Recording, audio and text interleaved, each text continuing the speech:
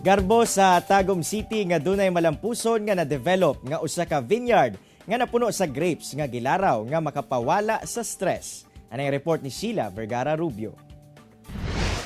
Gikan ni atong katapusan sa Disyembre hangtod sa unang duha ka semana sa Enero. Nag-abri for public viewing ang nindot nga vineyard nga nahimutang sa Subricary Corner Magsaysay Street sa Tagum City, Davao del Norte.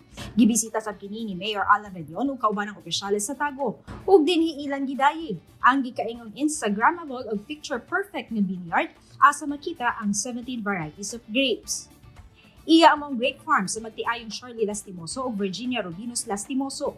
Sumala pa nga tuig 2020 dihang gisugdan nila og tanom og grapes ang 100 square meter nga farm. Sulod sa tulo ka higay na kining naka-harvest, kung asa halos 100 kilos ang ilang na-harvest. Gilaraw karon sa tag-iya nga makaproduce og ilang kaugalingong wine.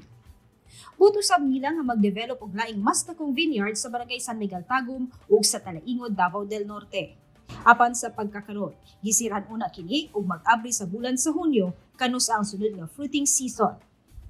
Ako si Sheila Vergara Rubio para sa One Mindanao.